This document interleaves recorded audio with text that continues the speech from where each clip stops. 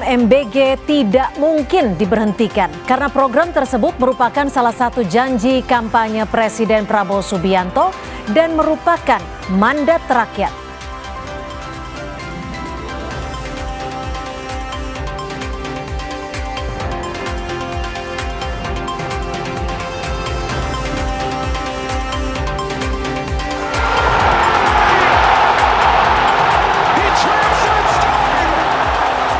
Lionel Messi menjadi bintang dalam laga Argentina melawan Aljazair. Messi mencetak hat-trick dan membawa Argentina menang telak 3-0 di laga perdana Grup J Piala Dunia 2026.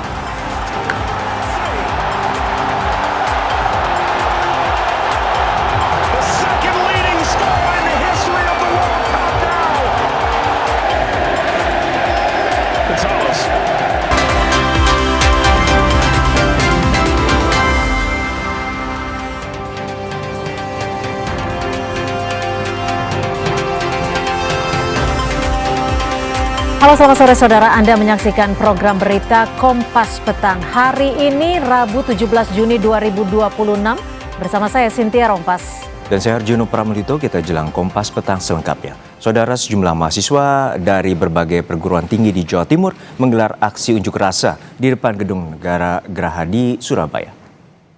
Masyarakat Indonesia baru, kawan, mari kita.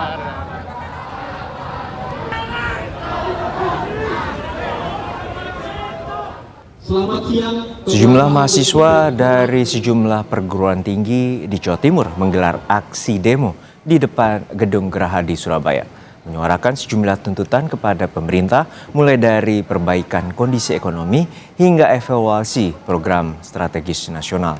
Massa menuntut pemerintah melakukan perbaikan ekonomi dan mendesak adanya evaluasi terhadap sejumlah program strategis nasional agar pelaksanaannya lebih tepat sasaran.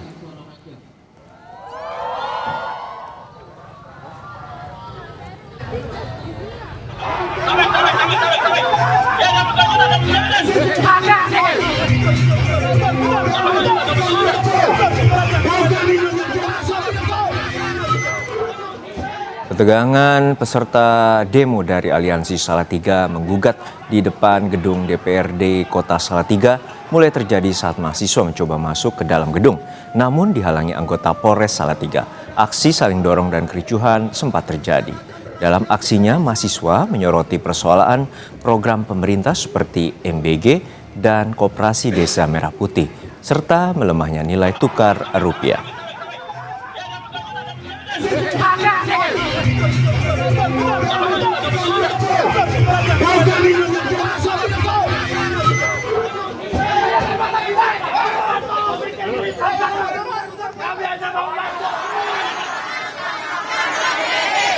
Yang berguna untuk anak-anak sekolah. Sementara aksi dukungan terhadap keberlanjutan program MBG digelar di Jalan Medan Merdeka Selatan, Jakarta. Massa menyatakan menolak wacana penghentian program MBG dan mendorong agar program itu tetap dilanjutkan. Serta aksi menilai program MBG perlu dipertahankan karena memberi manfaat bagi anak-anak dan kelompok yang membutuhkan dukungan pemenuhan gizi.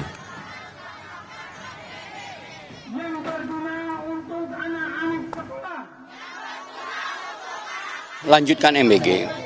Yang kedua, tangkap koruptor. Itu tujuan utama. MBG adalah menciptakan lapangan kerja. Sudah 1.200 warga yang bekerja di MBG. Nasional, terutama yang ada di Kota Malang, untuk benar-benar mengevaluasi program MBG.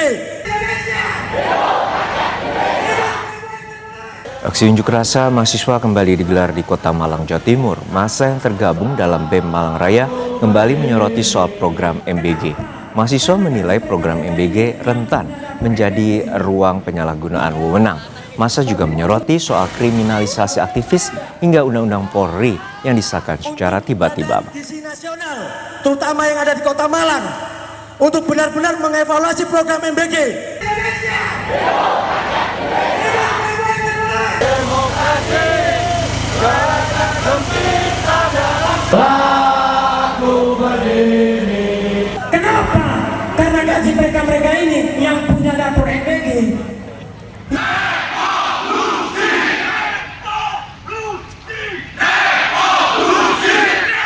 Mahasiswa dari BEM-SI Jawa Barat tiba di gedung DPRD Jawa Barat pukul 15.30 waktu Indonesia Barat.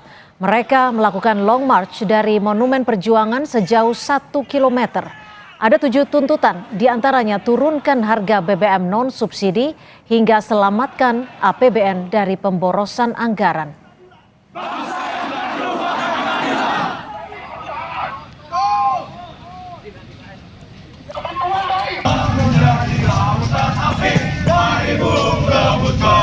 Masih di Bandung, Jawa Barat, saudara, mahasiswa Institut Teknologi Bandung ITB yang tergabung dalam keluarga mahasiswa ITB menggelar aksi demonstrasi di kawasan Tugu Kubus, Jalan Ganesa, Kota Bandung, Jawa Barat. Dalam aksi tersebut, mahasiswa menilai kondisi perekonomian saat ini memprihatinkan akibat tata kelola pemerintahan yang dinilai belum berjalan baik. Pemerintah dinilai belum memprioritaskan sektor strategis yang menjadi fondasi pembangunan jangka panjang seperti pendidikan, kesehatan, dan industrialisasi.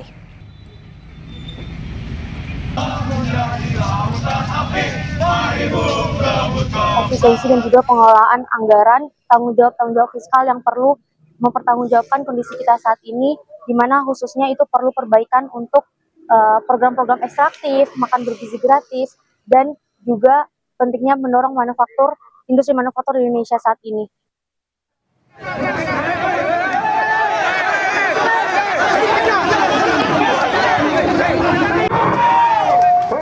Unjuk rasa aliansi mahasiswa di depan kawasan Gong Perdamaian Dunia Kota Ambon, Maluku, Rabu siang berujung ricuh. Masa aksi menuntut perbaikan ekonomi nasional hingga penghentian pemborosan APBN. Aksi saling dorong dengan aparat kepolisian tak terhindarkan saat demonstran hendak membakar ban bekas. Satu mahasiswa ditangkap petugas. Tentang tuntutan isu reformasi jilid 2 yang kemudian ingin kami bawakan di Maluku. Kami kebijakan yang dikeluarkan di pusat itu sangat berdampak di daerah, terkhususnya daerah terbelakang 3T seperti kami di Maluku. Terkait tuntutan mahasiswa soal program makan bergizi gratis, Kepala Badan Komunikasi Pemerintah Bakom RI M. Kodari menyatakan program MBG tidak akan diberhentikan, sebagaimana tuntutan sejumlah pihak kepada pemerintah. Kodari beralasan program MBG merupakan mandat dari rakyat karena program ini merupakan salah satu janji kampanye Presiden Prabowo Subianto pada pemilihan Presiden 2024 lalu. Dan sumber daya mineral yang akan segera bergabung bersama kita nanti. Dalam pernyataan tertulisnya, Kepala Badan Komunikasi Pemerintah Bakom RI M. Kodari bilang bahwa yang namanya MBG tidak bisa diminta langsung berhenti. Karena itu adalah visi dari kontrak politiknya Pak Prabowo. Presiden Prabowo dipilih karena program kerja yang dilaksanakan. Program tersebut tidak bisa diberhentikan.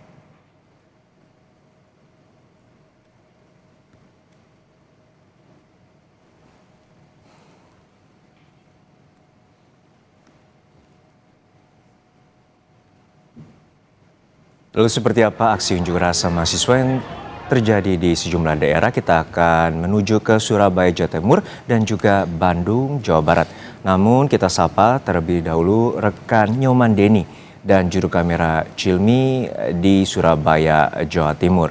Nyoman, untuk saat ini seperti apa situasi demonstrasi dari mahasiswa dan apa saja tuntutan mahasiswa?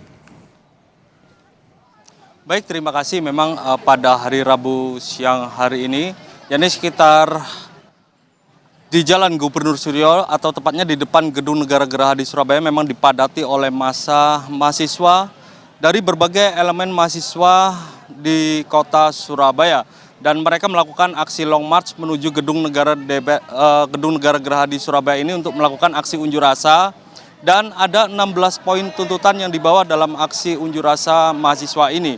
Dan kali ini memang situasinya memang cukup kondusif dan berangsur-angsur sejumlah mahasiswa yang baru saja melakukan aksi unjuk rasa di depan Gedung Negara Gerahadi ini mulai meninggalkan area di sekitaran Gedung Negara Gerahadi Surabaya ini.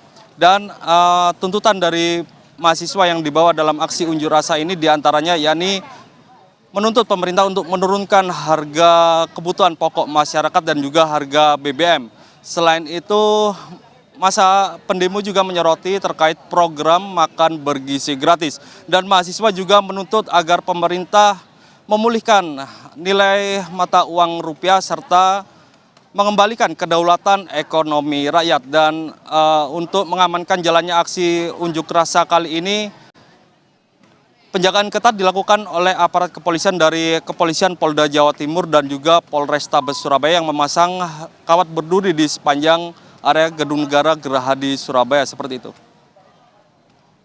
Baik, terima kasih atas laporan Anda, jurnalis Kompas TV, Nyoman Deni dan juga Cilmi Ardianto Fani dari Gedung Gerahadi Surabaya, Jawa Timur. Dan kita akan menuju ke Bandung, Jawa Barat. Sudah ada rekan Mita Handayani dan juga juru kamera Sunandar. Mita, untuk saat ini memang tuntutan dari mahasiswa terkait dengan perbaikan ekonomi dan juga evaluasi dari program strategis nasional MBG dan juga Koperasi Desa Merah Putih. Lalu seperti apa jalannya situasi demonstrasi di Bandung? Ya, selamat sore Juno. Ini untuk jalannya demonstrasi yang berlangsung di Kota Bandung, tepatnya di depan gedung DPRD Provinsi Jawa Barat. Saat ini masih diisi oleh orasi-orasi dari para mahasiswa yang tergabung dalam BEM Seluruh Indonesia Jawa Barat. Ini untuk aksi unjuk rasa sendiri sudah berlangsung kurang lebih setengah jam yang lalu, Juno. Jadi ini para mahasiswa sendiri hadir kurang lebih 30 menit yang lalu. Para mahasiswa sebelumnya berkumpul dari Monumen Nasional di Jalan Dipati Ukur, lalu melakukan long march kurang lebih 1 kilometer ke depan gedung DPRD Provinsi Jawa Barat yang berada di Jalan Diponegoro, Kota Bandung. Tadi ada 7 tuntutan yang disuarakan oleh para mahasiswa. Benar tadi yang Anda katakan, ada beberapa tuntutan seperti menurunkan harga BBM non-subsidi Pertamax, karena seperti yang diketahui bahwa kenaikan harga BBM non-subsidi Pertamax pada 10 Juni lalu ini tanpa pemberitahuan sebelumnya seperti itu, sehingga menyebabkan banyak masyarakat yang sebelumnya menggunakan Pertamax harus beralih menggunakan jenis Pertalite atau subsidi seperti itu. Lalu mahasiswa juga menuntut menstabilkan nilai rupiah. Walaupun memang kondisi saat ini rupiah sudah mulai turun dari 18.000 ke 17.000, namun ini angkanya masih cukup tinggi, 17.000 yang masih mendekati 18.000, belum stabil seperti itu.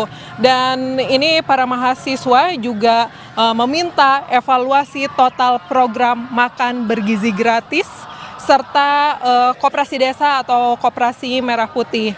Ini juga untuk para mahasiswa meminta dicabut Undang-Undang TNI dan Undang-Undang Polri seperti itu. Ini untuk para mahasiswa sendiri apabila dilihat, ini yang datang ke sini dari berbagai perguruan tinggi yang ada di wilayah Bandung Raya, seperti diantaranya adalah dari Institut Teknologi Bandung, lalu ada dari UPI Bandung, ada dari Universitas Muhammadiyah Bandung, dan juga dari Universitas Telkom seperti itu. Jadi ini mahasiswa setengah jam yang lalu selain melakukan orasi juga menyanyikan lagu Indonesia Pertiwi seperti itu. Mereka dari tadi belum didatangi oleh perwakilan DPRD Provinsi Jawa Barat, dan untuk sampai dengan saat ini kondisi atau unjuk rasa yang berlangsung di depan gedung DPRD Provinsi Jawa Barat berlangsung kondusif, Juno. Baik, tuntutan yang saat ini terkait dengan perbaikan ekonomi dan juga situasi demo saat ini berlangsung kondusif, namun juga belum ditemui oleh pihak dari DPRD Provinsi Jawa Barat. Terima kasih rekan Mita Handayani dan juga rekan Sunandar dari Bandung, Jawa Barat, dan juga sebelumnya ada rekan Nyoman Deni dan juga Cilmi Ardianto Fani dari Surabaya, Jawa Timur. Saudara, Kompas Petang masih akan hadir dengan sejumlah informasi lain. Presiden Prabowo memutuskan tidak menghadiri agenda kunjungan ke Rusia. Menteri Sekretaris Negara Prasetyo Hadi menyebut keputusan itu diambil karena Presiden ingin fokus menyelesaikan urusan dalam negeri.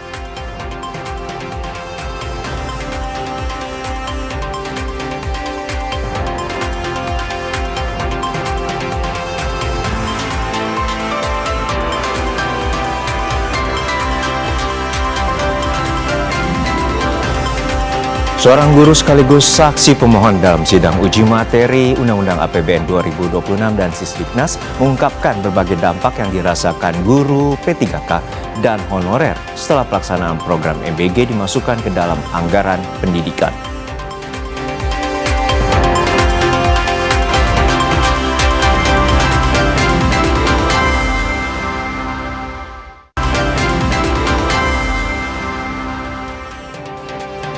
Kembali di Kompas Petang, Saudara. Presiden Prabowo Subianto memutuskan tidak menghadiri agenda kunjungan ke Rusia. Menteri Sekretaris Negara Prasetyo Hadi menyebutkan keputusan itu diambil karena Presiden ingin fokus menyelesaikan urusan dalam negeri. Mensesnek Prasetyo Hadi menjelaskan pembatalan kunjungan Presiden ke Rusia merupakan pertimbangan langsung dari Presiden. Menurut Mensesnek, saat ini Presiden masih memiliki sejumlah prioritas yang perlu mendapatkan perhatian di dalam negeri. Meski demikian, hubungan bilateral Indonesia dan Rusia disebut tetap berjalan baik. Sebelumnya, Presiden Prabowo akan bertemu dengan Presiden Vladimir Putin membahas sejumlah kerjasama strategis yang terus ditindaklanjuti pada tingkatan teknis. Yang pertama tentu belum memiliki pertimbangan tersendiri karena memang masih banyak hal yang beliau ingin fokus untuk diselesaikan di dalam negeri.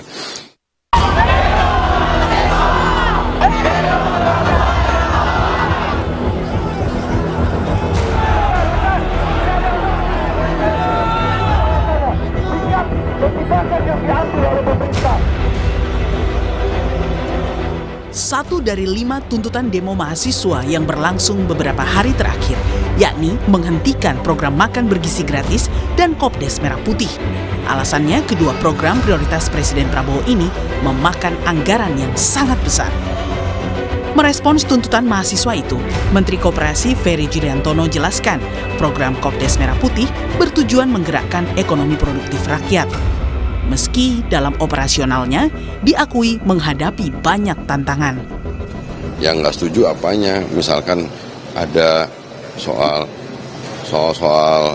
pesimisme ya, ini baru pertama kali kami dilakukan atas perintah Presiden membuat bangunan, membuat badan hukumnya, bangun fisiknya, kemudian operasionalisasinya.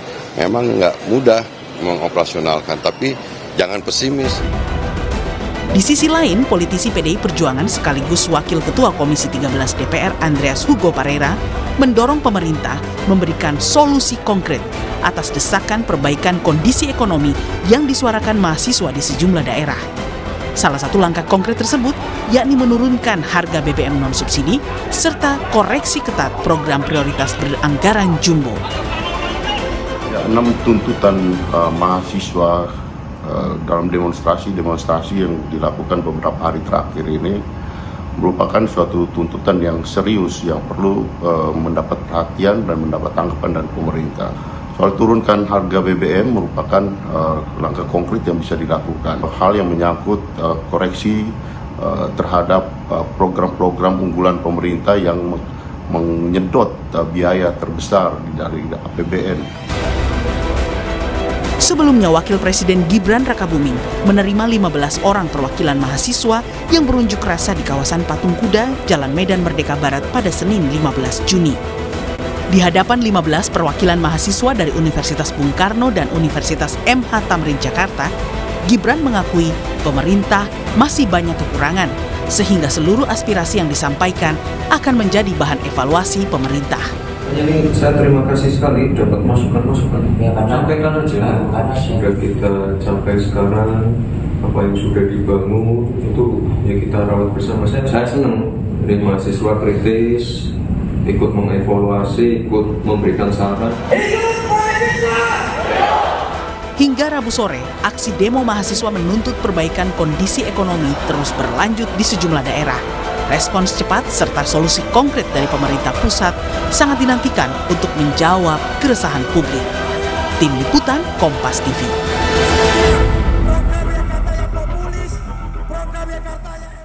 Hari ini Presiden Prabowo membatalkan kunjungan kerja ke Rusia dan menggelar rapat terbatas dengan sejumlah menteri di Hambalang. Apa yang menjadi pertimbangan Presiden? Kita bergabung dengan jurnalis Kompas TV Alvania Rizky dan juru kamera Feriska Immanuel. Alfa, apa yang jadi pertimbangan utama Presiden untuk membatalkan agenda kunjungan kerja ke Rusia hari ini? Dan apa saja sebenarnya yang dibahas dalam ratas ini? Alfa. Ya, Cynthia juga saudara, kalau mengutip dari pernyataan Menteri Sekretaris Negara Prasetyo Hadi tadi menyebut bahwa pembatal atau kunjungan kerja Presiden Prabowo Subianto tepatnya ke Rusia untuk menghadiri KTT Rusia dan ASEAN ini berkenaan dengan Presiden ingin fokus terhadap urusan yang ada di dalam negeri, tepatnya untuk beberapa hal yang menurut Prasetyo Hadi masih harus segera diselesaikan, pekerjaan rumah. Meskipun begitu, apa yang sebenarnya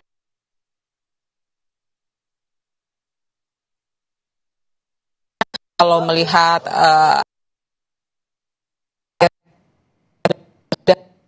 disampaikan oleh Presiden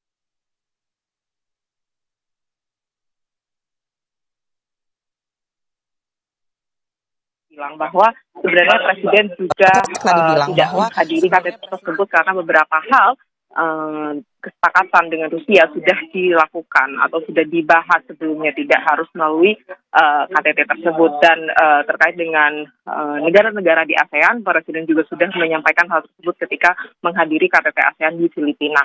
Hal tersebut yang kemudian menjadi pertimbangan Presiden Prabowo Subianto membatalkan perjalanan ke luar negeri, tepatnya ke Rusia. Nah, untuk hari ini, agenda Presiden Prabowo Subianto sendiri ini menjadi menarik, mengingat biasanya Presiden Prabowo Subianto melaksanakan rapat terbatas di Istana Kepresidenan Jakarta, tapi hari ini Presiden kemudian memboyong menteri-menteri untuk kemudian melakukan rapat terbatas di kediaman pribadinya, tepatnya di Padepokan Garuda Yaksa di Hambalang, Kabupaten Bogor. Hari ini tadi sudah berlangsung rapat terbatas pertama terkait dengan hasil evaluasi atau pelaksanaan ibadah haji di tahun 2026.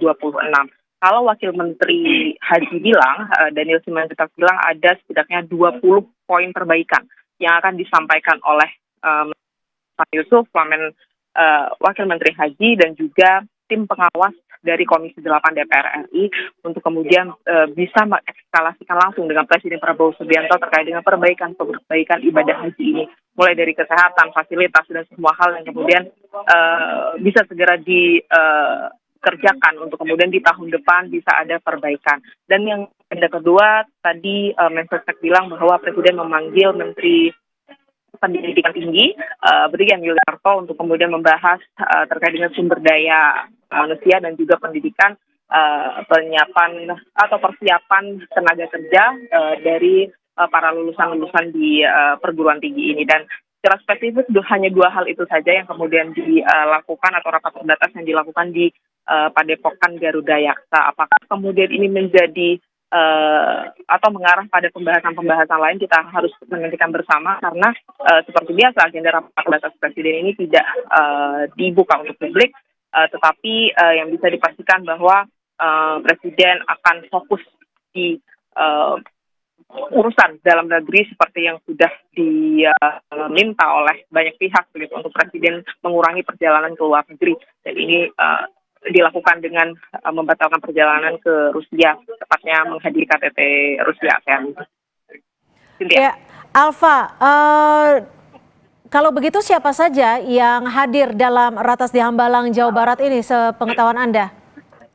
Ya, seperti yang sudah saya sebutkan tadi, kalau di agenda rapat terbatas pertama ini tentu saja Presiden didampingi dua menteri, yaitu tepatnya oleh Menteri Sekretaris Negara dan juga Sekretaris Kabinet. Kemudian yang diundang adalah Menteri Haji Irfan Yusuf, Wakil Menteri Haji Daniel Simanjuntak, dan tim pengawas haji dari Komisi 8 DPR RI itu ada 3 orang, yaitu Cucun Ahmad dan juga Samsur Rizal. Ini yang kemudian nanti akan mengevaluasi 20 poin perbaikan di pelaksanaan ibadah haji berkaca pada pelaksanaan di tahun 2026 ini. Dan yang agenda kedua yaitu Brigjen Yuliarto, seperti biasa dia memang cukup sering dipanggil ke istana, baik itu di Jakarta, kemudian di Bogor juga. Ini menjadi salah satu fokus dari Presiden Prabowo Subianto. Dari seberapa sering Presiden memanggil Brigjen Yuliarto dan fokusnya terhadap perbaikan sumber daya manusia, khususnya untuk para lulusan perguruan tinggi atau mahasiswa tingkat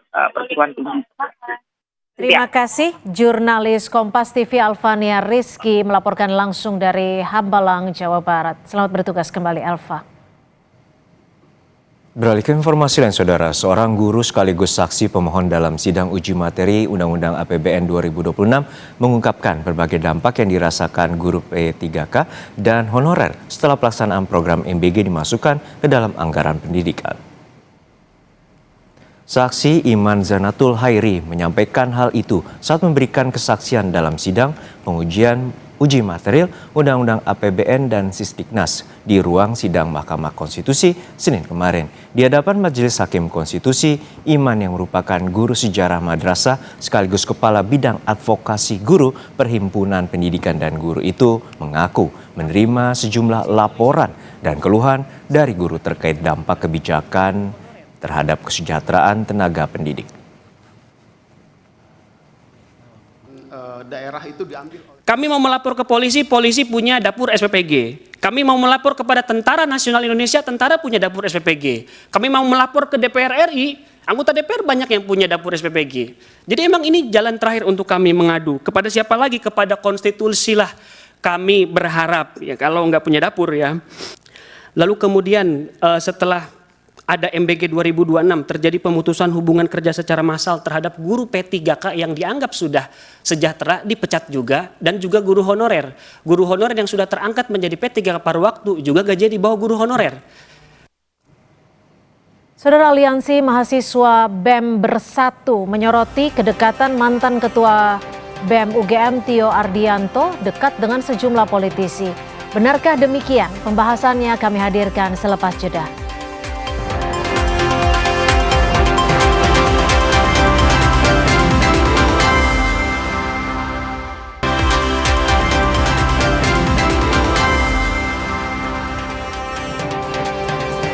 Saudara, Aliansi BEM Bersatu secara terbuka tuding aksi penolakan program makan bergizi gratis yang dipimpin ex-ketua BEM UGM Tio Ardianto ditunggangi dan dibekingi oleh jaringan politik PDI Perjuangan. Di sisi lain, PDIP membantah keras dan balik melabeli tuduhan tersebut sebagai. Dan untuk membedah apakah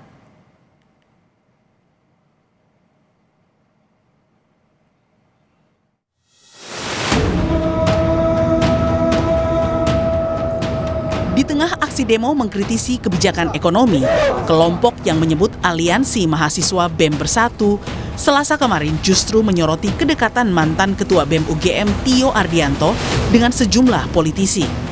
BEM Bersatu menuduh Tio Ardianto yang selama ini keras mengkritik kebijakan pemerintah dekat dengan tokoh PDIP. Kami melihat indikasi kuat keterlibatan aktor politik praktis dalam gerakan ini. Salah satu pimpinan aksi, Tio Ardianto, diduga memiliki kedekatan dengan jaringan politik tertentu.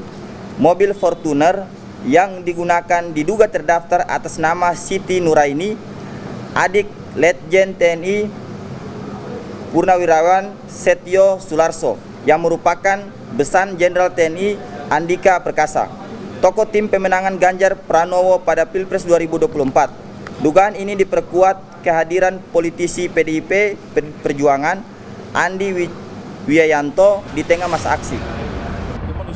PDIP membantah tudingan BEM Bersatu yang menyebut mereka memiliki kedekatan dengan Tio. Politisi PDIP Guntur Romli bilang tudingan BEM Bersatu sangat dipaksakan. Yang dipaksakan, tuduhan keterlibatan PDI Perjuangan hanya disandarkan pada mata rantai asumsi yang sangat dipaksakan dan menggelikan. Faktanya, Siti Nuraini dan Letjen TNI Purnawirawan Setio Sularso bukan kader maupun pengurus PDI Perjuangan.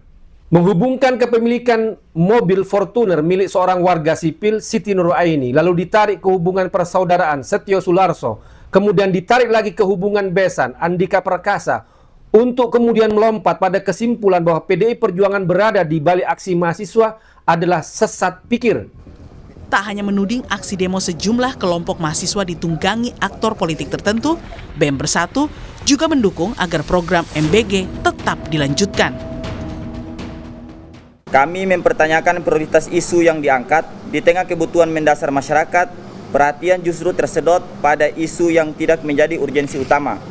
Sementara itu, program makan bergizi gratis yang berdampak langsung pada gizi dan kesejahteraan masyarakat justru menjadi sasaran penolakan, meski perbaikan tata kelola tetap diperlukan. Mendukung keberlanjutan program makan bergizi gratis dengan catatan perbaikan tata kelola agar tepat sasaran. Dukungan ini berbeda dengan sejumlah aksi unjuk rasa di Jakarta hingga daerah yang menuntut program MBG dihentikan dan dievaluasi. Perihal mengenai pemberhentian total program makanan bergizi gratis dan juga Koperasi Desa Merah Putih. Kenapa kami menuntut pemberhentian total? Karena menurut kami program-program ini tidak memiliki dasar, yang pertama, dan yang kedua, output yang diterima oleh masyarakat itu kurang jelas. Kami di sini memproyeksikan adalah bahwa menurut kami dana pendidikan itu yang harusnya diutamakan. Hingga saat ini gelombang aksi unjuk rasa mahasiswa menuntut perbaikan ekonomi masih terjadi di sejumlah daerah. Tim Liputan Kompas TV.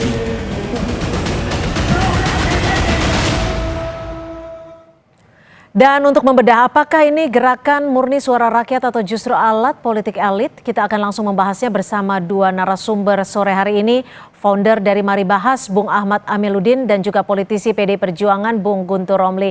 Selamat sore Mas Guntur, Mas Salim, selamat sore. Terima kasih sudah berbagi waktu di Kompas Petang. Saya langsung ke Bung Guntur.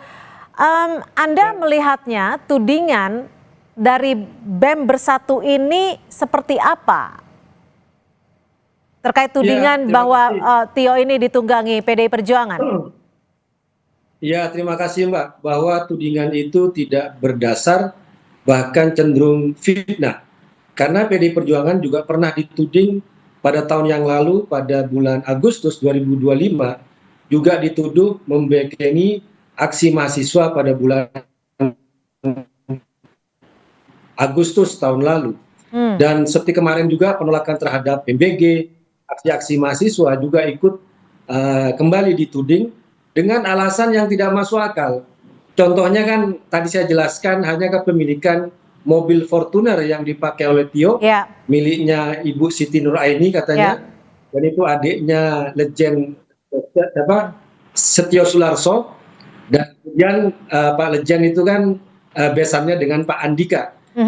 Jadi ini ada hubungan antara adik kemudian besan, yang belum tentu linier soal pilihan politik. Tiba-tiba sudah dikaitkan bahwa Tio itu dibekengi oleh PDI Perjuangan misalnya. Kan tapi gini Mas Guntur, bagaimana Anda menjelaskan ada kehadiran politisi senior PDI Perjuangan nih, Andi Wijayanto, di tengah aksi massa tersebut?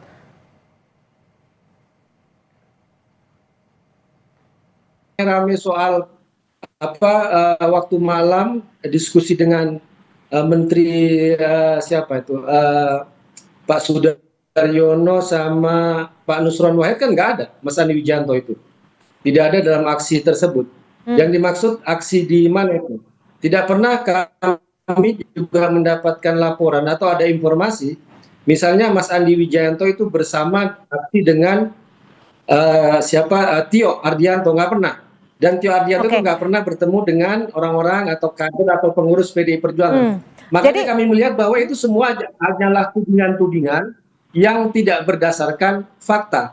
Dan kalau kita kembali kepada kritik terhadap MBG, ini kan tidak hanya mahasiswa atau tidak hanya PDI Perjuangan yang melakukan kritik, bahkan Komnas. Tapi sebelum ke sana Mas Guntur, sebelum kita ke sana Mas Guntur, ya sebelum kita ke sana, Anda membacanya jadi apa tudingan yang dilakukan oleh BEM Bersatu ini terhadap Tio yang diduga ditunggangi oleh PDIP? Anda membacanya ini ada peta seperti apa ketika tudingan ini muncul? Ya, itu merupakan upaya untuk melakukan pembunuhan karakter, bahwa apa yang dilakukan oleh Tio itu tidak independen tapi ditunggangi oleh partai politik.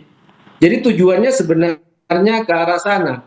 Jadi membunuh gerakan mahasiswa yang independen, yang kritis, kemudian dikaitkan mereka dengan partai politik. Begitu kalau saya melihat. Tapi kita juga membaca bagaimana juga BEM-BEM di kampus mereka yang diklaim ternyata sekarang kan melakukan klarifikasi, bantahan dari UNAS, dari UNJ, dari BSI, dari mana-mana menganggap bahwa mereka tidak pernah mengirimkan perwakilan ke BEM Bersatu. Jadi yang disebut ditunggangi yang mana? Apakah Tio atau jangan-jangan BEM Bersatu itu yang ditunggangi untuk mengalihkan isu untuk melakukan pembunuhan karakter terhadap gerakan massa? Kita coba tanyakan ke Mas Alim. Kalau Mas Alim melihatnya bagaimana? Kalau tadi Mas Guntur bilang atau jangan-jangan justru BEM Bersatu ini ada yang menunggangi. Bagaimana Anda membacanya, Mas Alim? Baik, terima kasih. Tadi sempat salah sebut ya, saya Ahmad Alimuddin bukan Amiluddin ya. Jadi agak salah tadi. Mas Ahmad Baik, Alimuddin. iya. Terkait dengan apa yang terjadi hari ini, sebetulnya bahkan pohon atau buah jatuh dari pohon itu pun tentu ada andil Tuhan di situ ya kan. Sama seperti apa yang terjadi hari ini juga otomatis ada kakanda-kakanda di belakangnya. Saya itu mantan koordinator BEM Nusantara dan saya tahu betul bagaimana gerakan mahasiswa. Kebetulan saya dulu backgroundnya dari Serikat Mahasiswa Paramadina gitu ya. Kalau kita melihat aksi-aksi yang hari ini ada, itu sebenarnya tidak ada yang salah. Semua orang berhak untuk menyampaikan pendapat, berhak untuk menyampaikan pandangan atau kritik kepada negara. Itu adalah hak gitu. Tapi kita juga tidak bisa melepaskan bahwa setiap orang juga punya kepentingan yang mereka bawa dan mereka suarakan, termasuk juga adik-adik atau teman-teman di BEM ini gitu. Kalau kita balik kepada Tio BEM Bersatu ya maksudnya ya?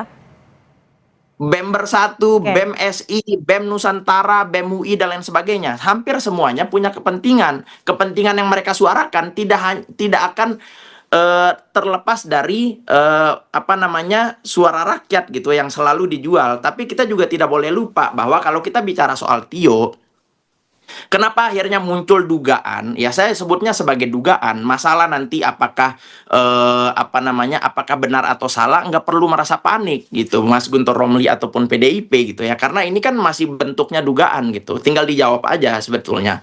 Nah, kalau kita bicara pola ya, pola yang ada hari ini itu kan sebenarnya berangkat dari BEM Bersatu itu mengungkap bahwa sebelum BEM Bersatu itu kan Tio akhirnya buka suara bahwa dia diteror, dia diancam, kemudian dia dengan cara-cara klasik yang sebetulnya sudah pernah saya jawab gitu. Nah, lalu kemudian muncul tudingan itu. Intinya tudingan itu kan dari BEM Bersatu itu kan ada kaitannya, ada benang merah. Kami tangkap. Kemudian benang merah itu ujungnya adalah tim pemenangan Ganjar Pranowo, ya kan? Terus yang ketiga, nanti ini besok kalau nggak salah ada satu dialog yang akan diadakan di Bandung dan di situ Purnawirawan Jenderal ya yang disebutkan oleh si BEM Bersatu juga hadir di situ. Itu kan benang merah yang sebenarnya polanya sama. Gimana Mas Guntur? Bagaimana Anda menjawab ini? Anda tidak perlu panik, hanya sekedar menjawab saja. Tapi di sisi lain, bagaimana PDIP bersikap untuk melihat adanya gerakan yang cukup masif di beberapa daerah, aksi unjuk rasa yang dilakukan mahasiswa? Ya tentu saja kami tidak panik ya. Apa yang menjadi tuduhan kami langsung bantah. Cuma kami melihat bahwa rezim kali ini yang kami lihat panik. Sehingga membuat suatu hoax, suatu tuduhan yang dasarnya itu tidak kuat. Misalnya Anda menyebut tadi soal pemenangan Ganjar Mahfud. Jenderal Purnawirawan Setio Sularso itu bukan tim pemenangan Ganjar Mahfud. Ya. Dan kalau besannya Pak Andika memang benar. Tapi apa karena besanan itu kemudian bisa disatukan dalam satu pilihan politik? Apalagi yang punya mobilnya itu adalah adiknya Pak Setio Sularso. Jadi jangan biasakan mengambil suatu kesimpulan yang berdasarkan sesat pikir. Dalam politik itu nggak ada yang nggak mungkin gitu kan? Mempertemukan benang merah dari satu benang merah ke benang merah yang lain. Itu nggak ada yang mungkin, nggak ada yang tidak mungkin. Apalagi masih hubungannya adalah hubungan besan. Gitulah artinya ada hubungan keluarga yang terikat di situ. Gitu. Jadi wajar-wajar saja menurut saya ketika orang kemudian bertanya. Iya, wajar-wajar aja kan ketika orang kemudian bertanya kenapa ini. Kalau saya ngomong, beri saya kesempatan ngomong karena ketika Anda bicara, saya nggak memotong pembicaraan Anda gitu. Baik. Biasakan kita punya etika pembicaraan. Makanya saya sebutkan bahwa dalam mengenari kesimpulan jangan menggunakan sesat pikir. Kalau memang misalnya Siti Nuraini itu kader PDI Perjuangan, Setio Sularso itu kader PDI Perjuangan atau pengurus PDI Perjuangan maka kesimpulan PDI Perjuangan bisa diduga terlibat, bisa diduga masih. Belum tentu itu adalah putusan dari partai, tapi hanya individu. Nah ini Siti Nurhayati bukan kader PDI Perjuangan, Setio Sularso juga bukan kader PDI Perjuangan. Kalau Pak Andika memang iya, ini kan hubungannya antara besan dan saudara, kok tiba-tiba dikaitkan gitu loh. Sekarang yang kita pertanyakan, siapa yang ngasih pesanan ke BEM Bersatu itu? Karena sekarang kampus-kampus asal mereka juga mempertanyakan, nggak pernah mengirim yang namanya UNAS, BSI, kemudian UNJ, mengirimkan BEM-nya ke BEM Bersatu yang menyuarakan seperti itu. Sekarang tuh banyak yang mencari. Misalnya, gimana Mas Salim menjawabnya? Bagaimana Mas Salim menjawabnya? Dan apakah dari teman-teman ini sebenarnya ikut mendukung tidak sih? Atau dari Mas Salim deh, apakah gerakan mahasiswa yang saat ini bisa dikatakan terbagi menjadi dua seperti itu ya? Ya, baik, terima kasih. Saya mau balik ke pernyataannya tadi Bang Guntur Romli ya, terkait dengan yang dibahas kan adalah soal kenapa nggak mungkin ada hubungan dan lain sebagainya. Tapi pertanyaannya, sekarang besannya atau adik dari besannya Pak Andika ini, hubungannya sama Tio apa? Ya kan, kenapa tiba-tiba jadi ngasih mobil ke Tio? Kan nggak mungkin tiba-tiba muncul hal seperti itu. Nggak mungkin saya nggak kenal dengan Tio, lalu kemudian saya berikan satu mobil ke Tio tanpa alasan tertentu. Pasti kan ada alasannya. Terus kedua, kalau kita bicara soal BEM hari ini, sebenarnya menurut saya ya, sah-sah aja ketika misalnya oke nih BEM A misalnya punya pandangan seperti ini, BEM B punya pandangan seperti ini, sah-sah saja. Cuma yang jadi miris adalah ketika misalnya si BEM A ini misalnya pandangannya ternyata lebih pro kepada negara, terus BEM B ini pandangannya kontra terhadap negara, tapi orang lebih support kepada hal-hal yang kontra terhadap negara tanpa melihat apapun capaian yang sudah pernah dilakukan oleh negara. Bahkan mungkin hari ini, ya saya berani bilang Bang Guntur Romli hanya melihat hal-hal yang mungkin lebih jelek terhadap negara dibandingkan hal-hal positifnya. Seperti itu. Oke, silakan dijawab Bang Guntur. Kasus MBG, Anda menyebut hal positif itu apa? Ex-pimpinan BGN itu ditangkap oleh kejaksaan dengan kasus korupsi yang masih berjalan. Kemudian juga laporan dugaan korupsi ke KPK yang dilakukan juga oleh pimpinan BGN. Komnas HAM juga menemukan ada indikasi pelanggaran HAM dalam pelaksanaan MBG. Artinya Mas Guntur, artinya PDIP mendukung gerakan mahasiswa ini Mas Guntur? Oh ya, sebagai kritik untuk tata kelola MBG, termasuk juga kritik terhadap BGN, kami memberikan dukungan dalam arti ya biarkan mereka bersuara tanpa harus diintimidasi, tanpa harus dihambat, karena itu kan bagian dari penyampaian aspirasi teman-teman mahasiswa. Yang jelek yang dilakukan oleh BEM Bersatu itu kan mencatut kampus, mencatut BEM di fakultasnya gitu kan. UNJ membantah, UNAS membantah, UNPAM membantah, BSI membantah. Jadi kita lihat BEM Bersatu itu. Silakan. Bagaimana kalau disebut ini mencatut ada universitas yang jika universitasnya ini justru membantah, Mas Salim? Iya, sebenarnya begini ya. Kalau tadi misalnya Bang Guntur Romli bilang Kejaksaan Agung menangkap misalnya beberapa pimpinan dan lain sebagainya, itu kan kesalahan individu. Kesalahan individu itu tidak bisa disalahkan kepada instansi. Instansinya ya berjalan dengan baik-baik aja gitu loh. Kalaupun ada masalah silakan ditangkap, diselesaikan, dievaluasi gitu. Dan itu juga yang sering kita suarakan. Tapi kan artinya pengawasannya tidak berjalan dengan baik ketika ada kebocoran dana sekian. Loh, enggak begitu dong konsepnya. Ketika misalnya kita bicara kayak gitu, itu justru bentuk pengawasan negara terhadap instansi BGN itu sendiri. Buktinya apa? Buktinya adalah ketika 3 orang ini ditangkap dan kemudian menyusul misalnya AYS dan lain sebagainya sebagai dua tersangka baru misalnya, itu kan bagian dari pengawasan yang dilakukan oleh negara. Pengawasan itu kan ada di setiap fase perjalanannya gitu. Dan kita nggak cuma bicara soal MBG aja, negara ini kompleks, ada banyak sekali program, ada banyak sekali proker yang sudah dijalankan oleh negara. Kenapa cuma yang difokusin kepada MBG-nya aja gitu loh. Kalau begitu Mas Salim, kalau begitu apakah dari Anda sendiri dan juga dari pihak Anda ini memiliki bukti yang cukup konkret yang berdasar untuk membuktikan bahwa PDIP berada ataupun menunggangi aksi ataupun apa yang disampaikan oleh Tio ini?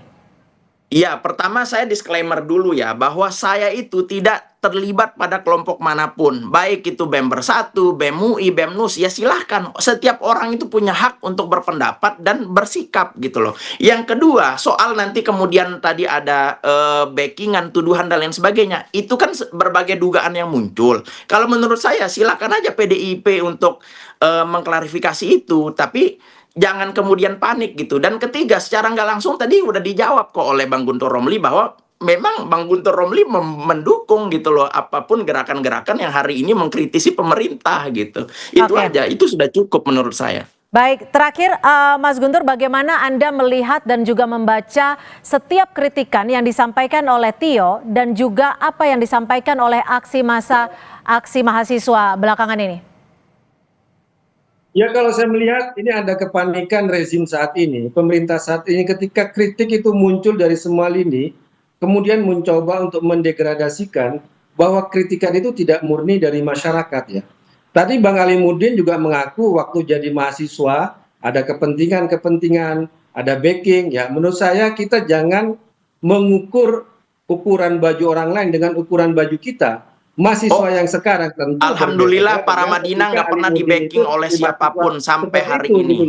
Jadi kalau Anda punya kepentingan ketika menjadi mahasiswa, jangan jadikan sebagai ukuran untuk melihat mahasiswa saat ini. Ya. Jadi alhamdulillah sampai hari ini kami sebagai mahasiswa dulu nggak pernah di-backing, tapi kami melihat itu selalu dilihat. Baik, terima kasih. Ya, baik, terima kasih Mas Guntur Romli dan juga terima kasih Mas Ahmad Alimuddin sudah berbagi perspektif di Kompas Petang. Selamat sore. Selamat sore, terima kasih. Terima kasih Bang Guntur. Saudara, demonstrasi mahasiswa menuntut perbaikan ekonomi kembali digelar di sejumlah daerah seperti di Surabaya. Pelaksanaan program MBG menjadi kritikan mahasiswa.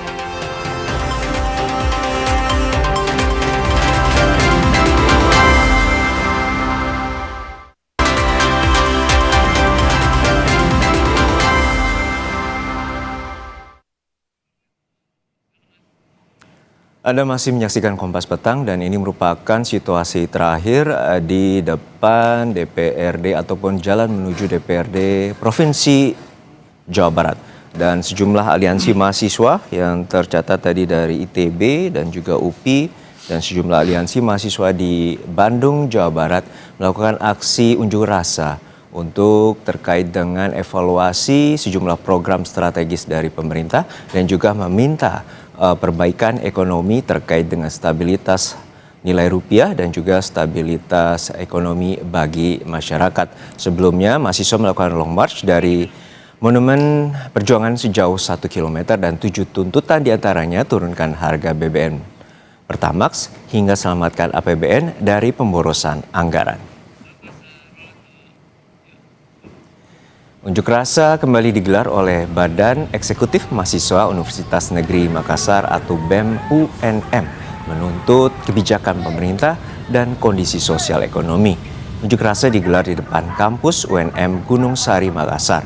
Terdapat 7 poin tuntutan diantaranya pendidikan gratis, peningkatan kesejahteraan guru dan dosen, stabilitas nilai tukar rupiah, serta keterjangkauan harga kebutuhan pokok dan BBM.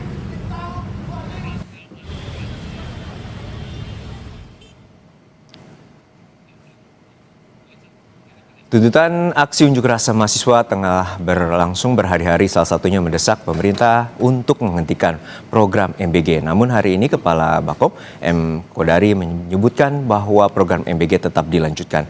Lalu apa saja yang bisa menjadi titik temu antara aspirasi unjuk rasa mahasiswa dengan keputusan pemerintah? Akan kita bahas bersama pakar hukum tata negara Bivitri Susanti dan juga politisi dari Partai Gerindra Bapak Kamrus Samad. Selamat sore, terima kasih telah hadir di studio Pak Kamrus Samad. Kita akan menuju ke Mbak Bibi. Mbak Bibi, bahwa pemerintah menyatakan MBG terus berjalan di tengah aksi unjuk rasa oleh mahasiswa. Anda menilai seperti apa dan apa saja dampaknya bila saat ini pemerintah tetap mengevaluasi dan akan melanjutkan program MBG?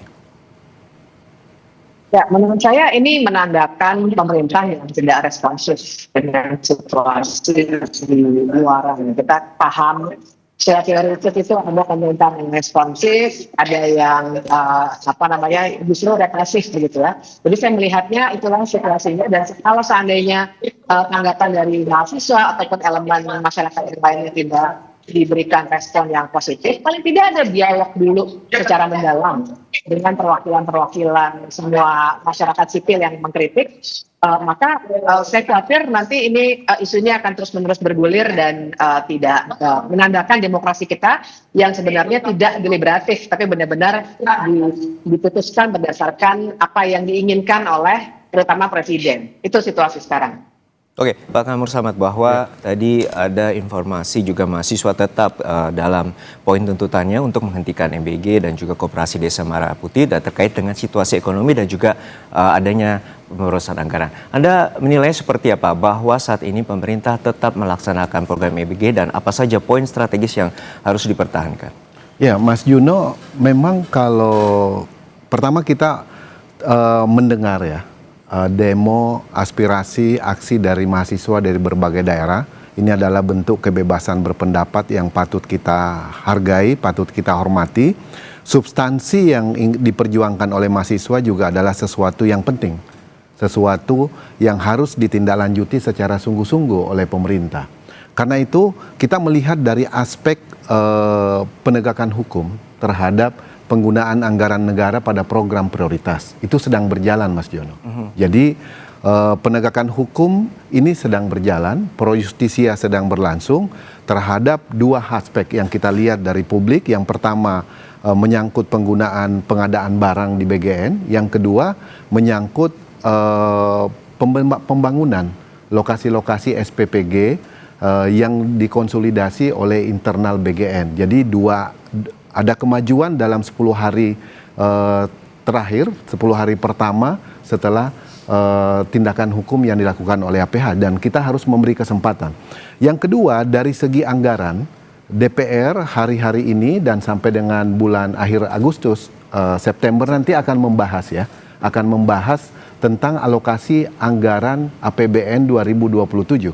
Ini waktu yang baik bagi parlemen, bagi pemerintah untuk menyerap aspirasi tentang keinginan mahasiswa khususnya tentang efisiensi anggaran. Ini menurut saya timing yang sangat pas terhadap gerakan ini, dan ini harus kita care terhadap apa yang diperjuangkan oleh mahasiswa. Oke, Mbak Bibip, ini berkaitan juga tadi M. Kodari menyatakan bahwa ini merupakan salah satu bentuk kontrak politik dengan masyarakat, bahwa 58% dan juga mempercayai masyarakat untuk tetap menjalankan program MBG. Anda menilainya seperti apa? Karena pada dasarnya tadi berdasar Pak Kamur Samad ada momen untuk melakukan akuntabilitas, transparansi dan juga pengawasan yang saat ini tengah berjalan. Kontrak politik itu kan bukan dinilai dari sebuah proyek atau kebijakan. Kontrak politik itu adalah ketika pengurus negara sebenarnya harus punya akuntabilitas dan mendengar apa kata warga. Kontrak itu bahkan kalau dalam bahasa hukum sehari-hari bisa saja isinya berubah ketika salah satu pihak tidak setuju. Kan begitu, kontrak itu antara dua pihak. Nah, sekarang yang ditunjukkan oleh para mahasiswa dan kelompok-kelompok. Mbak Bibip. Oke, saya beralih ke Pak Kamur. Kan bahwa ternyata satu sebenarnya tidak setuju. Mbak Bibip, silakan. Halo? Apakah terputus? Ya, tadi sempat terputus, boleh diulang kembali? Saya nggak tahu tadi sejauh mana saya berbicara. Baik, saya tidak tahu tadi sejauh mana saya berbicara itu terdengar. Tapi kan yang saya mau katakan adalah yang namanya kontrak politik itu kan antara dua belah pihak. Artinya sebuah kontrak pun sebenarnya bisa saja ketika ada hal yang tidak disetujui boleh berubah.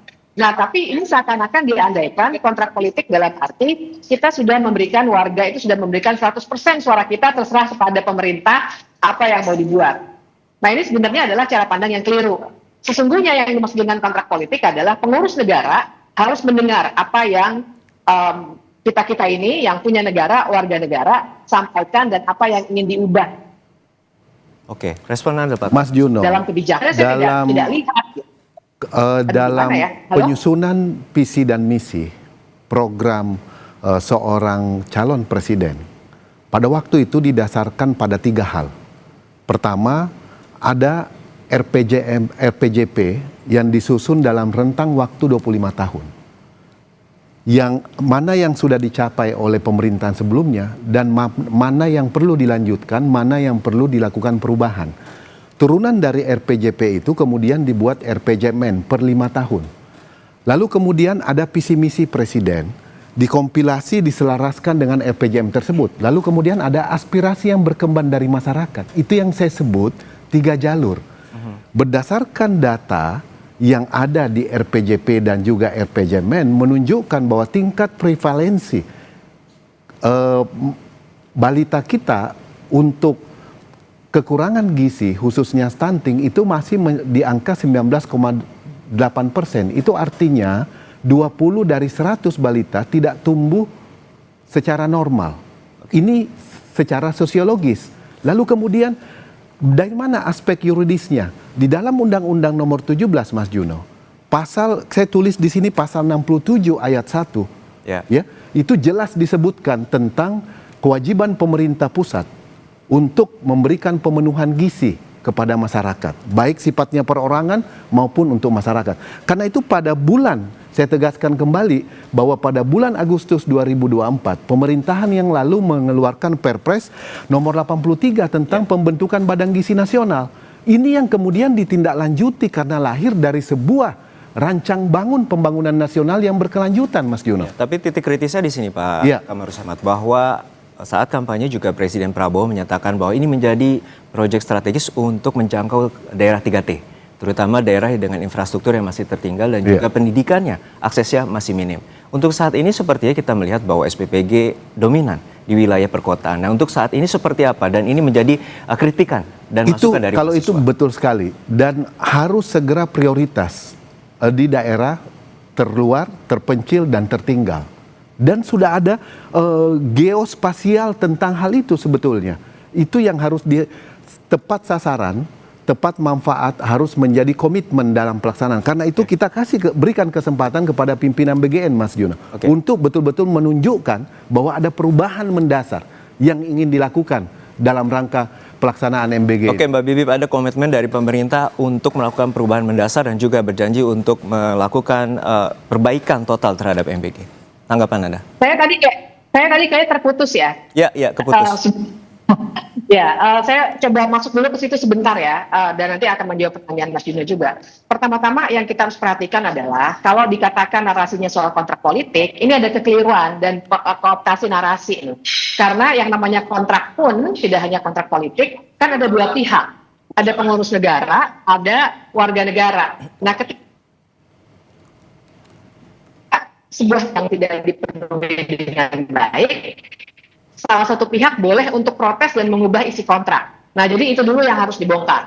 Nah, yang kedua, pertanyaan Mas Juno barusan adalah apakah misalnya dengan mengubah membongkar korupsinya dan seterusnya, berarti sebenarnya tuntutan dari mahasiswa dan warga masyarakat sudah dipenuhi? Menurut saya belum. Karena yang bermasalah dari MBG ini adalah desainnya secara umum. Makanya kami juga, saya dan kawan-kawan ke Mahkamah Konstitusi untuk mempersoalkan penggunaan anggaran APBN sebesar 20% untuk pendidikan berdasarkan Konstitusi Pasal 31 ayat 4 yang ternyata digunakan sebagian untuk MBG. Nah, itu kan yang tidak pernah dijawab secara baik oleh pemerintah. Yang sekarang terjadi adalah penjelasan soal berapa banyak dapur dan seterusnya. Padahal secara desain, bahkan secara pengalokasian anggaran, kita masih punya pertanyaan yang sangat-sangat serius. Nah, ini yang sebenarnya belum dijawab, sehingga kalau dikatakan apakah ada respon yang baik dari pemerintah terhadap tuntutan mahasiswa, menurut saya belum. Oke, kami dapat tangkap poinnya bahwa terakhir juga ada kesaksian dari seorang guru sejarah di madrasah terkait dengan dampak MBG, terutama dari perspektif seorang guru. Anda melihatnya seperti apa? Bahwa ini perbaikan dan juga Mas Juno, menjawab. Kita lihat secara jernih dari hulu ke hilir soal pendidikan. Pertama, Sarpras, sarana dan prasarana pendidikan. Kedua, akses menuju lokasi pendidikan. Yang ketiga, SDM, kualitas guru, sistem pengajaran. Lalu kemudian ketersediaan, kebutuhan sandan dan pangan anak didik kita. Jadi ini adalah bagian daripada entitas pendidikan kalau kita lagi menyusun anggaran pendidikan nomenklaturnya. Namun dengan anggaran Sarprasnya ditempatkan di Kementerian PU misalnya, kan begitu. Lalu kemudian entitas kebutuhan pangannya ditempatkan di badan gizi untuk dukungan gizi mereka. Lalu kemudian untuk insentif pengajar SDM-nya dan fasilitas pendidikan lainnya itu ditempatkan di Kementerian Pendidikan, Dikdasmen. Jadi ini adalah entitas yang tidak terpisahkan daripada anggaran. Tapi kita mengetahui bahwa 20% anggaran itu, ini kan juga terbatas. Jadi ruang fiskal juga terbatas dan juga ada pasal 31 terkait dengan pemenuhan pendidikan. Betul.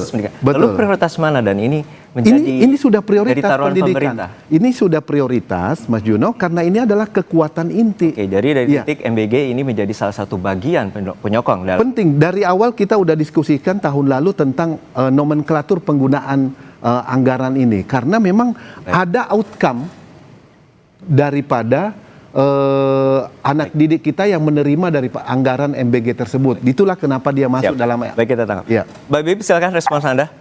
Terakhir. Bagi saya persoalannya bukan sekedar nomenklatur, tapi persoalannya adalah cara bagaimana pemenuhan gizi ini sebenarnya ingin dijalankan. Yang terjadi hari ini bukan seperti yang kita bayangkan di Jepang, di Brazil, di beberapa negara bagian di India, di Finlandia, di mana bukan menurut dapur-dapur itu yang dibagi-bagi, yang bahkan sampai sekarang diperjualbelikan, tapi dengan menggunakan fasilitas yang sudah ada di sekolah-sekolah. Jadi bukan hanya anggarannya, tapi cara menyampaikan program ini, itu yang tadi saya katakan sebagai desainnya. Kenapa misalnya sekarang kok kebanyakan dapur dikelola oleh TNI dan juga Polri, ataupun yayasan-yayasan yang terkait dengan partai-partai politik, misalnya begitu. Jadi kan secara desain ada sekeliruan. Nah ini yang tidak mau disentuh. Yang dibicarakan selalu nomenklatur, yang dibicarakan selalu jumlah dapur dan seterusnya. Ini yang harusnya dibongkar dulu, baru dijelaskan sebenarnya dengan cara apa tujuan itu mau dicapai. Baik, mungkin ada solusi yang akan kita dapatkan dari dialog ini dan juga kita akan terus akan membahasnya dan semoga juga pemerintah dapat berdiskusi bersama dengan mahasiswa untuk menemukan titik temu atas program MBG ini. Terima kasih sekali lagi Pak Kamarul Samad, anggota DPR fraksi Partai Gerindra dan juga Mbak Bibip, Bivitri Susanti, pakar hukum tata negara dari Jentera. Selamat sore, sehat-sehat selalu. Usai jeda saudara, supporter timnas Argentina dan di fan zone Buenos Aires menyambut kemenangan 3-0 Argentina atas Aljazair.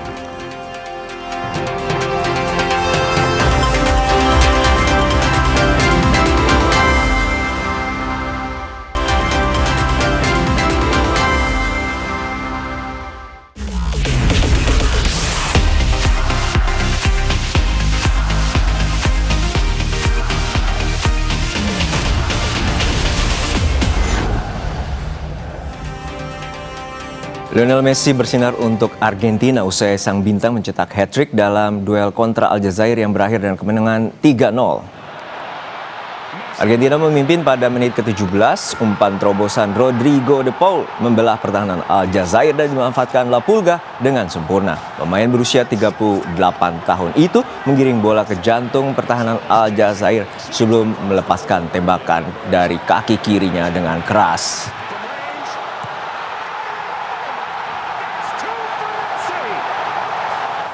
Sementara bertanding di Stadion New Jersey, Amerika Serikat, Rabu dini hari Prancis sukses mengamankan kemenangan 3-1 setelah sempat kesulitan menembus pertahanan lawan. Kedua tim gagal mencetak gol di babak pertama, namun Prancis memecah kebuntuan selepas turun minum dengan menit ke-66 berkat gol Kylian Mbappe. Radel Barcola menambah keunggulan Prancis di menit ke-82. Inggris berlatih pada Selasa pagi saat asuhan Thomas Tuchel bersiap untuk menghadapi Kroasia Kamis dini hari nanti. Tino Livramento absen dari sesi latihan setelah cedera memaksanya mundur dari turnamen. Trevoh Chalobah dari Chelsea telah dipanggil untuk menggantikannya.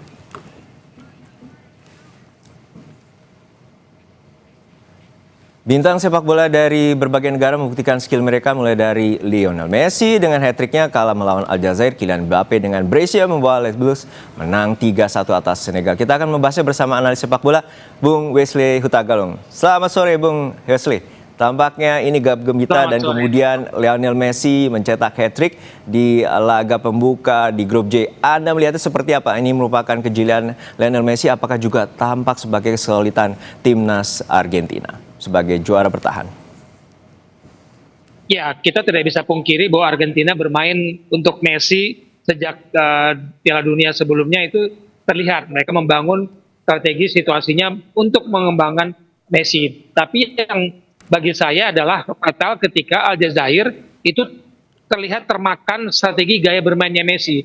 Messi menggiring bola, oke, ada 3 pemain yang datang dekat, lalu Messi memberikan bola, kemudian lawan mulai mengendurkan perhatian kepada Messi, bola itu balik ke Messi, Messi punya ruang 3-4 meter dari pengawalan lawan. Jadi untuk sekelas Messi Anda tidak bisa memberikan ruang sebegitu bebas ya. Dan hasilnya memang 3 gol itu memperlihatkan bahwa Messi punya ruang yang dibutuhkan untuk menghadapi Aljazair. Itu kesalahan mutlak, kesalahan pemain-pemain Aljazair yang termakan dengan strategi Argentina. Oke, kita akan beralih ke Prancis dan juga merupakan salah satu finalis Piala Dunia dan juga Kylian Mbappe pada tahun 2022 mencetak hat-trick. Namun saat ini Kylian Mbappe menjadi salah satu El Maestro yang disebut oleh media Prancis dan juga membungkam Senegal. Anda melihatnya seperti apa peluang Prancis dan juga tanggapan Anda terkait dengan timnas Prancis? Iya, sebelum pertandingan saya tuh menunggu apakah Prancis bermain dengan ego mereka pribadi atau bermain sebagai tim, dan ternyata memang kalau saya lihat ini belum menunjukkan Prancis yang di 2 turnamen sebelumnya itu adalah tim kuat, makanya mereka salah satu tim kandidat juara yang diunggulkan oleh banyak pihak. Tapi lihat cara bermain Prancis, kemudian babak kedua terlihat mulai memadu ya, tidak lagi Mbappe sentris. Saya lihat Prancis benar-benar memang pantas disebut kandidat kuat juara bersama Spanyol dan ya, ketiga Inggris. Iya, dan juga ada eksperimen dari Didier Deschamps dengan menempatkan Olise di tengah sebagai number 10-nya atau Mr. Player ini pada timnas Prancis senior lainnya. Untuk saat ini juga ada laga yang juga menjadi salah satu big match, yaitu England atau Inggris melawan Kroasia. Menurut Anda seperti apa The Three Lions atau ini mampu mengalahkan Kroasia ataupun malah sebaliknya Kroasia mampu menggagalkan ambisi dari tim Thomas Tuchel ini? Ini salah satu tim laga pembuka Piala Dunia yang panas menurut saya, karena ada aroma dendam semifinal Piala Dunia sebelumnya, dan bagaimana Inggris itu di last minute mereka kan mengubah komposisinya, tidak ada lagi pemain-pemain yang bisa dikatakan membantu Harry Kane di belakang. Tapi sekarang oke lah, Thomas Tuchel sudah memilih Jude Bellingham dan Anthony Gordon bersama Bukayo Saka sebagai pelapis di belakang Harry Kane. Nah, tanpa kebobolan di kualifikasi, kita harus lihat inilah ujian sesungguhnya bagi Inggris, karena kualifikasi menurut saya bukan lawan yang setara bagi Inggris. Dan kalau Kroasia dikatakan tim yang stabil meskipun sudah tergolong uzur ya pemainnya sekarang, tapi ini bermain sangat stabil dan bermain sebagai tim. Ini ujian besar bagi Thomas Tuchel untuk meracik komposisi yang ideal, karena Inggris kadang-kadang ya Mas Donat, itu tekanan mental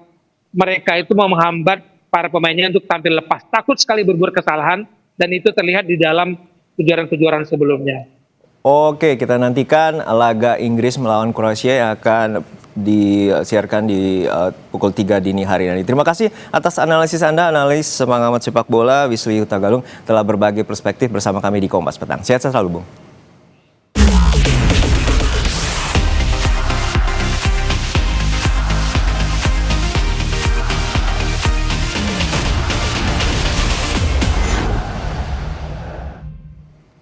Usai jeda saudara, Presiden Amerika Serikat Donald Trump mengonfirmasi bahwa Selat Hormuz akan dibuka sepenuhnya pada hari Jumat dan bebas biaya tol untuk pelayaran komersial.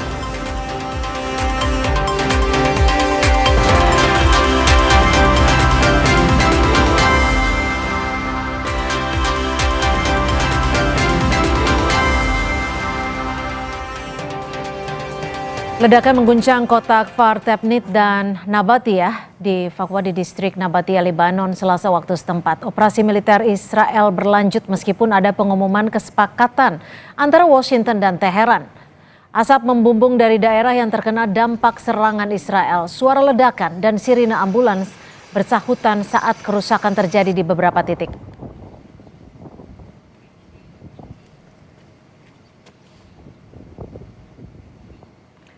Saudara, Presiden Amerika Serikat Donald Trump mengonfirmasi bahwa Selat Hormuz akan dibuka sepenuhnya pada hari Jumat dan bebas biaya tol untuk pelayaran komersial.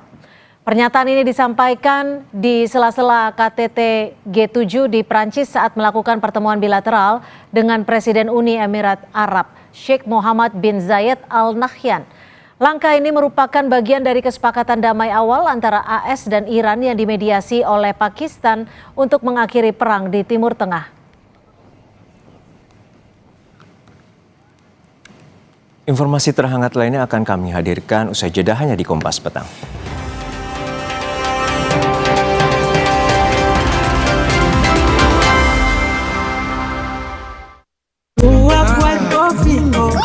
Kopi luwak, kopi nikmat, nyaman diminum. Nikmati mie goreng ala chef di rumah. Mie sedap goreng ala Chef Devina. Minyak kenyal dan pipih bikin beda. Ada sambal merahnya. Aku tambahin sayuran dan kremesan Krio. Taste like chef, sesimpel itu. Mie sedap goreng ala Chef Devina dari Wixfood. Lu kenal Veronica kok? Es luwak tarik Malaka bikin beta nagih.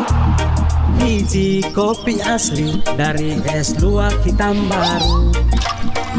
Hitam pekat bikin beta gembira tanpa laju.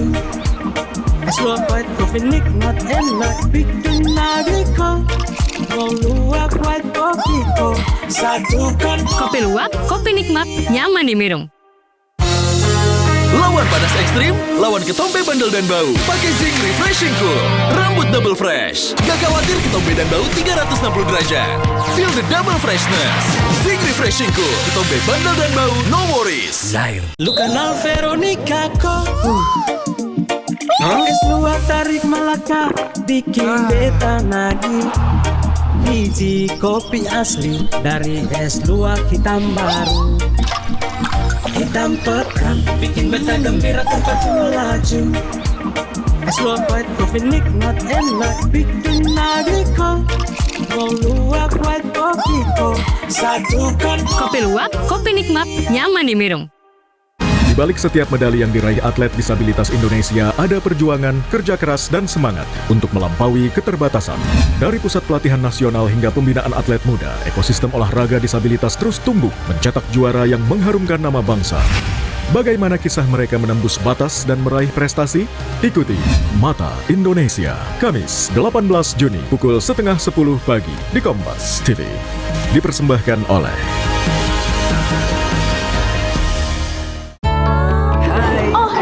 Pakai Ciptaden Fresh Maxi Cool Bud dengan Blue Gel Technology.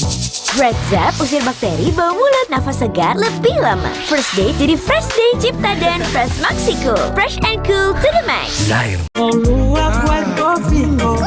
Kopi luwak, kopi nikmat, nyaman diminum.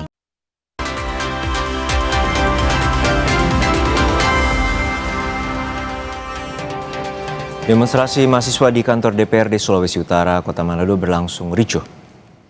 Polisi terpaksa membubarkan masa aksi usai para mahasiswa merusak pagar gedung DPRD Sulawesi Utara dan melakukan aksi pelemparan.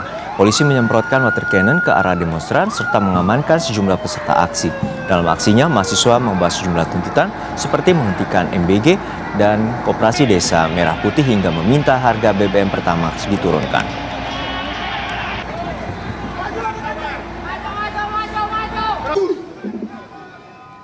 Saudara, informasi tadi juga menjadi penutup perjumpaan kita di Kompas Petang hari ini. Terima kasih, saya Cynthia Rompas. Dan saya Harjuno Pramudito, terima kasih, sampai jumpa.